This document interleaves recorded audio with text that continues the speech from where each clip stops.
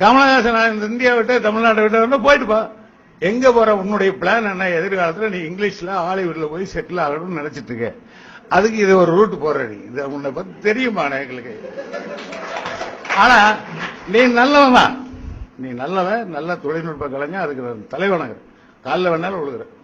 நம்ம கொள்கையை விட்டு காலில் விழுகிற நல்ல டெக்னீஷியன். அதெல்லாம் நான் சினிமாக்கான ஒரு அர்ப்பணிப்புள்ள ஒரு எல்லாம் கரெக்ட். ஆனா அப்பப்ப எங்களை காயடிக்கிறியா அதிக. அதுதான் எங்களுடைய பிரச்சனை. நீ ஹாலிவுட்ல இருந்து டெக்னிக்கலே கொண்டு வா, பயன்படுத்தி படம் எடுப்போம். ஆனா ஹாலிவுட் அரசியல எங்க மேல திரிக்காது. அதுக்கு நாங்க விட மாட்டோம். அதுக்கு நாங்க விடவே மாட்டோமான. அது என்னன்னா சரி, நாங்க போராடி ஆகும்.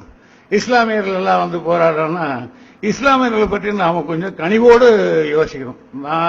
நான் என்ன இஸ்லாமியன்னு சொல்லிடுறேன் கூட வருத்தப்படுறதில்ல. அவர் கேளுங்க, நான் மணிவண்ணன் சாஹிப்னே சொல்லிக்கிறேன். ஏன் சொல்றேன்னா, இன்றைக்கு அமெரிக்கா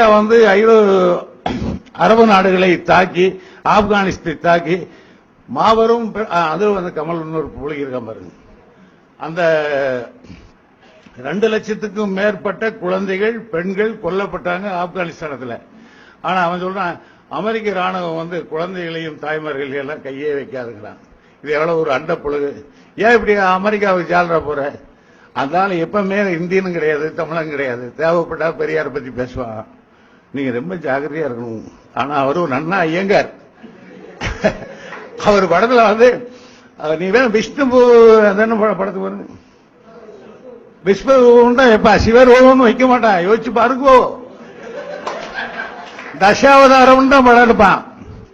மற்ற அவதாரங்கள் கடவுள் எடுக்கவே இல்லையா நம்ம நாட்டில்? எடுக்க மாட்டான். ஏன்னா இவன் ஐயங்காரு. அவன் ஜம்ப் பண்ணி தப்பிச்சு போறான்னா அந்த லாரியில் பாத்தீங்கன்னா ஸ்ரீராம ஜெயம்னு இருக்கும், ராமர் துணைன்னு இருக்கும். அவங்க எல்லாம் ரொம்ப வில்லங்கமான விஷ இன்ஜெக்ஷன்ஸ். நாம தான் கேர்ஃபுல்லா இருக்கணும். அதனால அவங்க என்ன வேணா பண்ணுவாங்க. அதை பத்தி கவலை இல்லை.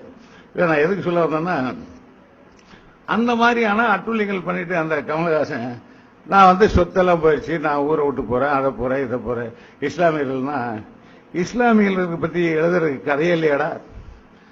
ஏடா இஸ்லாமியர்களுக்கு கதை எழுதுற அளவுக்கு வாழ்க்கையே இல்லையாடா? இன்றைக்கு உலகம் முழுவதும் இஸ்லாமியர்கள் புறந்தள்ளப்பட்டிருக்காங்க. அவங்க மன குமரலோட வாழ்ந்துட்டு இருக்காங்க. இது உண்மை. இஸ்லாமிய நாடுகள்ல வேற. ஆனா இந்து நாடுன்னு சொல்லிக்கிறானுங்களே, இங்க சிறுபான்மையினரா இருக்காங்களே. இங்க ஒரு குழந்தை இஸ்லாமிய குழந்தை பள்ளிக்கூடத்தில் போறதுக்கு அதுக்கு எவ்வளவு மன வலிகளை சந்திக்குதுங்கிறத நீங்க உணரணும். அதே மாதிரி ஒரு கல்லூரியில் படிக்கிற பெண், இஸ்லாமிய பெண், அந்த கல்லூரிக்கு போகும்போது அவளுக்கு ஏற்படுற மன சிக்கல்கள், மன உளைச்சல்கள் எவ்வளவுங்கிறதை நம்ம பரிவோட யோசிக்கணும். அதே மாதிரி அரசு துறையில் வேலை செய்யும் போது சிறு பணிகள் இருக்கிறவங்க எவ்வளவு துன்பப்படுறாங்க, துயரப்படுறாங்க, வலிக்கு ஆளாகிறாங்கிறதையும் புரிஞ்சுக்கணும். இதே ஒரு படமாட. ஒரு காலேஜில் ஒரு பொண்ணு படிக்குது, இஸ்லாமிய பொண்ணுங்கிறதுக்காக அவ எப்படி புறக்கணிக்க போறா? எட பார்க்கலாம். எடுக்க முடியாதுல்ல? ஏன் எடுக்க முடியாதா கதை? உங்க பேனா அதெல்லாம் எழுதாதா? இவன் எப்பவுமே ராஜா விஸ்வாசி கமலஹாசன். அதனால அவன் வீட்டை வித்தாலும் சரி, பெல்ட் கழட்டி வித்தாலும் சரி, ஷூவை ஏல விட்டாலும் சரி, அதை பத்தி கவலைப்படக்கூடாது. இவன் எப்பவுமே அமெரிக்காவுக்கு ஜாலரா போட்டிருப்பான். நல்லா ஞாபகம் இருக்கு. ட்ரேட் சென்டர்ல ஒரு நிகழ்ச்சி நடத்தினானே, அப்ப யாரை கூட்டு வந்தான்?